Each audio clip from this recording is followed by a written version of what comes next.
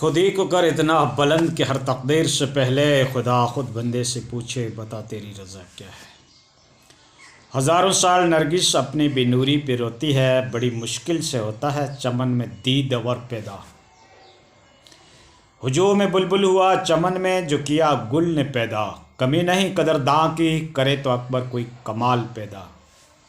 तो दोस्तों अपने अंदर वो कमाल पैदा करने की कोशिश करो।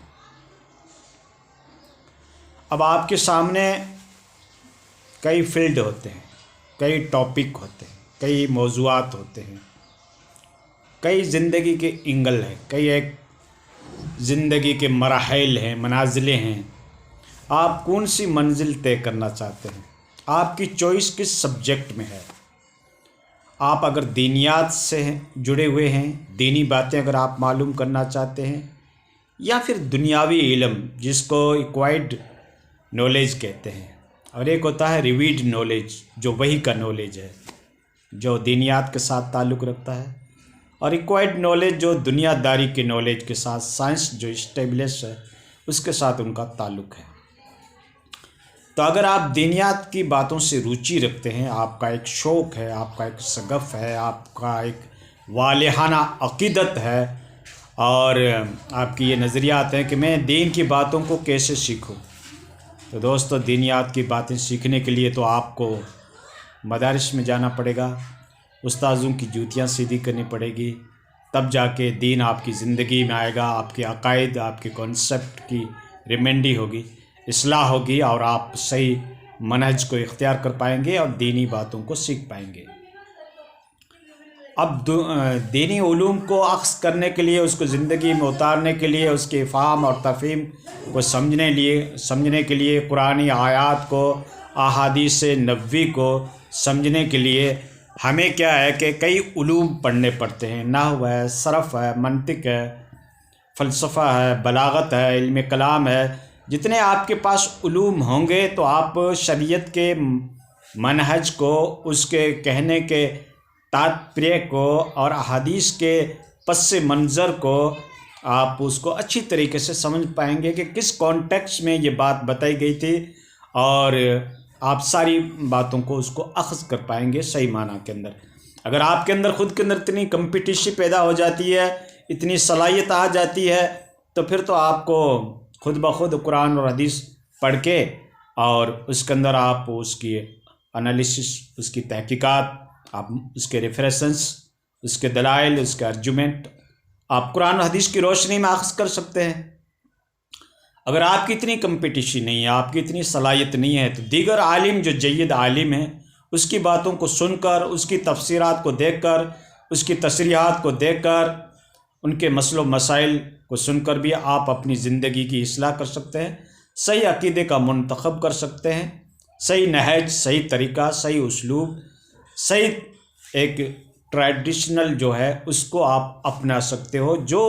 कि कुरान और हदीस के मनहज के ऊपर सही उतरती हो, वो रिवायात जो कुरान और हदीस से मुताबिकत खाती हो, मुवाफ़िक़त खाती हो। अब मसलक तो कई खड़े हो गए हैं, ठीक है ना, हाँ, जमातें कई बन चुकी है, ग्रुप कई बन चुके हैं, अपने अपने जमात को तक़वियत देने के लिए कई लोग कमज़ोर रिवायत का सहारा लेते हैं, कई किस्से कहानियाँ बयान करते हैं, कई अपने अकाबरीन के ख्वाब बयान करते हैं, करामात बयान करते हैं। अलग किस्म की एक रिवायत, अलग किस्म की एक ट्रेडिशनल चल पड़ी है। अकाबरीन की जो है ना अक़ीदत, उससे बाहर लोग नहीं निकलना चाहते। हमारे बुज़ुर्गों ने ये कहा तो लोहे पे लकीर है, ठीक है। कंपैरेटिव स्टडी नहीं करते, तकाबुली मुताला नहीं करते, दूसरे के फ़िरके में झांक कर नहीं देखते, दूसरे की जमात की एनालिसिस नहीं कर पाते हैं, और बस वो अपने फ़िरके के अंदर खुश हैं। इसलिए तो कुरान ने कहा कुल्लु हिज़्बुन बिमा लदैहि फ़रिहून। हर वो व्यक्ति जो जिस जमात के अंदर है वो उसके अंदर खुश है कि बस यही सही है। अगर एक कादियानी जिसने जन्म ही कादियानी के घर पे लिया है, अगर वो दूसरे फ़िरके, दूसरी जमात, दूसरे आलिम का जब तक वो बात नहीं सुनेगा तो उसको ख़त्मे नबूवत कैसे समझ में आएगी। एग्ज़ाम्पल दे रहा हूँ आपको। اگر قادیانی کے گھر پہ وہ پیدا ہوا ہے، اس کا بچپن، اس کی پرورش، اس کی تربیت، اس کی ٹریننگ، اس کو ماحول وہی ملا ہے، تو وہ ختم نبوت کو کیسے سمجھے گا؟ ٹھیک اسی طریقے سے آپ نے جس خاندان میں جنم لیا ہے، آپ نے جس خاندان کے آنکھیں کھولی ہے، آپ اسی کی باتیں مانتے رہیں گے، سنتے رہیں گے کہ بھائی ہمارے اکابر، ہمارے بزرگ، ہمارے پہلے کے جو تھے بزرگان دین، ہم تو اس باتوں کو ہی مانیں گے، تو آپ کو توفیق نہیں ہوگی حق بات معلوم کرنے کی۔ حق بات معلوم کرنا تو ہر انسان کا فرض ہے۔ اللہ کی رضا کس میں ہے؟ اس کے حبیب کی رضا کس میں ہے؟ پیغمبر اعظم نے کیا فرمایا؟ اللہ ہم سے کیا چاہتا ہے؟ ہماری زندگی، عقائد کے بارے میں اللہ رب العزت نے قرآن مجید میں کیا فرما رکھا ہے؟ اگر ہم اس کی تحقیق نہیں کریں گے اور ایک ہی فرقے کی بات کو ہم لے کے چلیں گے، تو دوستو ایک ہی فرقے سے ہم متاثر ہو کر، افیکٹو ہو کر، انسپائر ہو کر، اگر ہم ایک ہی فرقے کی یا ایک ہی عالم کی ہم معتقد بن گئے، ہم اسی کو فالو کرتے ہیں، ہم اسی کی بات سنتے ہیں، تو دین ہمارے سمجھ میں کیسے آئے گا؟ وہ تو اپنے اپنے جو نظریات ہیں، اپنے اپنے جو ایٹیچیوڈ ہیں، اپنے اپنے جو عقائد ہیں، وہی آپ کو سناتا رہے گا۔ ٹھیک ہے، آپ تقابلی مطالعہ کرو گے، آپ بیسٹ اسٹڈی کرو گے، تب آپ کو پتہ پڑے گا کہ یار یہ بات تو قرآن کے منہج سے تو میچ نہیں کھاتی، ایاک نعبد و ایاک نستعین سے تو میچ نہیں کھاتی۔ قرآن تو یہ کہہ رہا ہے کہ اللہ کی ہی عبادت کرنی چاہیے، اللہ ہی سے مانگنا چاہیے، اور ہم یہ پڑھتے ہیں، ہر رکعت میں پڑھتے ہیں، ہر نماز میں پڑھتے ہیں، شب و روز میں پڑھتے ہیں، لیکن ہمارے بزرگوں کی ایٹیچیوڈ کیسا رہا ہے؟ ہمارے بزرگوں کی کارکردگی، اس کا فعل، اس کا کیسا رہا ہے؟ تو جب قرآن کی لیبورٹری میں ڈال کر آپ دیکھو گے تو آپ دیکھو گے کہ یار قرآن تو کچھ اور کہہ رہا ہے، اللہ تو وحدانیت سکھا رہا ہے، اللہ تو اپنی صفتیں بیان کر رہا ہے کہ اللہ کو غائب میں اللہ کو ہی پکارو، ساری چیزیں اللہ کے پاس ہے، عندہ مفاتیح الغیب لا یعلم الا ہو۔ قرآن تو یہ کہہ رہا ہے، اور ہمارا ایٹیچیوڈ کیا ہے، ہمارے عقیدے کیا ہیں؟ تو جب قرآن کو آپ گہرائی کے ساتھ آپ اس کا مطالعہ کرو گے،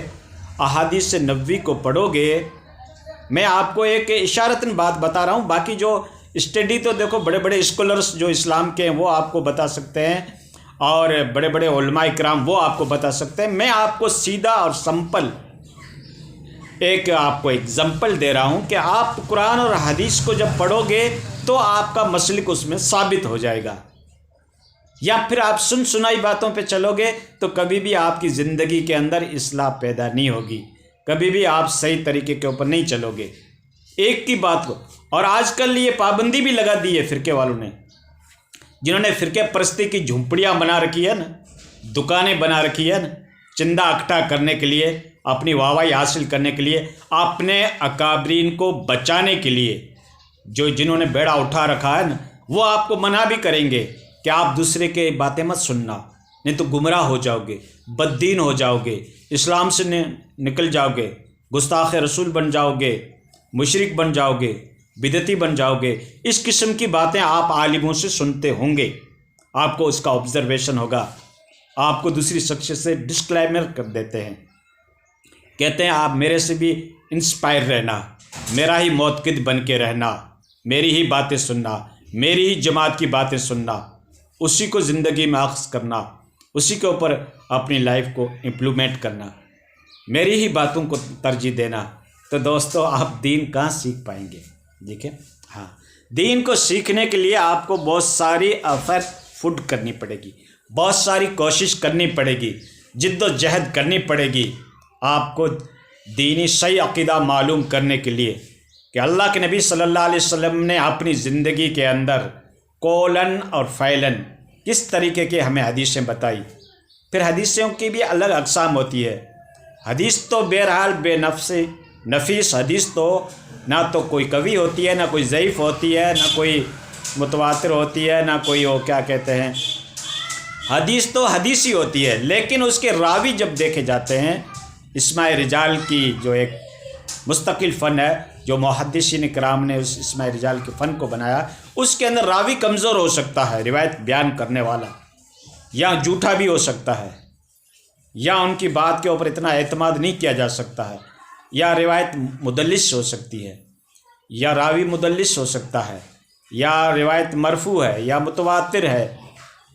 یا صحابی کے آثار ہیں۔ اس میں کئی ایک اقسام ہیں، جو 50 سے بھی اوپر اقسام ہیں حدیث کی۔ تو آپ جو صحیح حدیث ہے بخاری اور مسلم کی یا سیاح ستہ کی،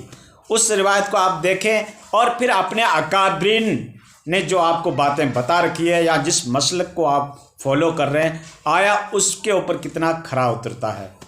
آج کل نیٹ کا زمانہ ہے، ایک سے ایک تعلیمات نیٹ کے اوپر موجود ہے، قرآن اور حدیث کی ساری ذخیرہ آج کل نیٹ کے اوپر معلوم ہے، لیکن براہ راست اگر آپ اس بات کو سمجھ نہیں پاتے ہیں تو آپ نے کسی استاد سے بھی پوچھ لیں، ٹھیک ہے، یا قرآن شریف کا آپ ترجمہ پڑھیں۔ کافی عالم آپ کو یہ کہتے ہوئے پھریں گے کہ قرآن کو ڈائریکٹ مت پڑھنا، حدیث کو ڈائریکٹ نہیں پڑھنا، کیونکہ آپ سمجھ نہیں سکو گے۔ لیکن میں کہتا ہوں دوستو، قرآن کو ڈائریکٹ پڑھو، حدیث کو ڈائریکٹ پڑھو۔ اب اگر آپ کے بات میں کوئی سمجھ میں نہیں آ رہی ہے تو آپ کسی عالم سے رابطہ کر سکتے ہیں۔ بنفس نفیس قرآن کی آیت کیا کہہ رہی ہے، حدیث رسول کیا کہہ رہی ہے، وہ آپ کے سامنے ہوگا، اس کا ترجمہ آپ کے سامنے ہوگا۔ پھر آپ اپنے استاذ کو دیکھو کہ ہمارے اکابرین کیا کہہ رہے ہیں، ہمارے استاذ محترم کیا کہہ رہے ہیں، ہمارے علماء کا اس کے بارے میں کیا نظریات ہیں، تو وہ آپ کے سامنے اسپشٹ کر دیں گے۔ پھر واپس آپ قرآن کو دیکھو کہ کیا اس کے نظریات، اس کے خیالات، اس کے اسٹیٹمنٹ اور اس کی باتیں کیا حدیث سے میچ کھاتی ہے۔ اتنا تو اللہ نے آپ کو نالج دیا، اناج کھاتے ہو، گھاٹ گھاٹ کا پانی پیتے ہو، اچھی آپ کے اندر ٹرانسپریشی ہے، آپ وسیع النظر ہو، آپ کی عقابی نگاہیں ہیں، آپ کی دماغ کی وسعت ہے، آپ کا دماغ وکست ہے، سمندار ہو، انٹلیکچوئل ہو دنیا کے اعتبار سے بھی، تو آپ اچھائی اور برائی کو اچھی طریقے سے سمجھ پائیں گے کہ کس کا قول حق ہے۔ اور کمپیریٹیو اسٹڈی کرو، ہر عالم کی بات سنو، میں تو کہتا ہوں ہر فرقے کی بات سنو، لیکن قرآن اور حدیث کے منہج کے اوپر کون سا فرقہ، کون سی جماعت ہے؟ یہ فرقے تو ہم لوگوں نے بنائے ہیں۔ اللہ کہہ رہا ہے وَاعْتَصِمُوا بِحَبْلِ اللَّهِ جَمِيعًا وَلَا تَفَرَّقُوا، اللہ کی رسی کو مضبوطی کے ساتھ پکڑ لو اور فرقوں میں مت بٹو۔ قرآن کہہ رہا ہے فرقوں میں مت بٹو، لیکن ہم نے تو یہ جھوپڑیاں بنا لی نا، ہم نے تو یہ دکانیں اکٹھی کر لی، ہم نے تو فرقے کو اسٹیبلش کر دیا نا، ہم نے تو فرقے بنا لیے نا۔ انسان تو ضدی ہے نا، قرآن کی کہاں مانتا ہے۔ غدیر خم کی حدیث ہے، اللہ کے نبی صلی اللہ علیہ وسلم نے کہا، بار بار کہا کہ قرآن کو مضبوطی کے ساتھ پکڑ لینا، یعنی قرآن کی باتوں کے اوپر عمل کرنا، اور میرے اہل بیت کے بارے میں آپ کو اللہ سے ڈراتا ہوں، میرے اہل بیت سے بغض مت رکھنا، میرے اہل بیت کو تکلیف مت دینا۔ یہ اللہ کے نبی کی حدیث ہے، جس کو حدیث غدیر خم کی حدیث کہتے ہیں۔ لیکن نہ تو امت نے قرآن کے اوپر عمل کیا، قرآن تو کہہ رہا فرقے مت بناؤ، امت نے فرقے کھڑے کر دیے، اور اللہ کے نبی نے کہا میرے اہل بیت سے میں اللہ سے آپ کو ڈراتا ہوں، اس کے ساتھ اچھا سلوک کرنا۔ امت نے نہ تو اہل بیت کو چھوڑا، کتنی تکلیفیں دی، کتنی اذیتیں دی، یہاں تک کہ ان کو شہید ہی کر دیا۔ وہ سارے واقعات آپ کے سامنے ہیں، میں اس چھوٹے سی ویڈیو میں ساری باتیں آپ کے سامنے ایکسپلینیشن نہیں کر سکتا باتوں کا، آپ کو میں نے اشارے میں بتا دیا۔ دیکھو دوستو، حق بات کو آپ تسلیم کرو، کوئی بھی اگر آپ کو عالم کہہ رہا ہے، اور پھر اس کو قرآن حدیث میں جا کے آپ خود دیکھ سکتے ہیں آیا یہ بات کتنی میچ کھاتی ہے، قرآن اور حدیث کے کتنی موافق ہے، تو ہم اس کے اوپر عمل کر لیں گے۔ ٹھیک دوستو، اللہ تبارک و تعالی ہمیں صراط مستقیم پہ چلنے کی، دین برحق کے اوپر چلنے کی ہمت اور توفیق عطا فرمائے۔ دوستو، اللہ کی توفیق کے بغیر بندہ کچھ نہیں کر سکتا۔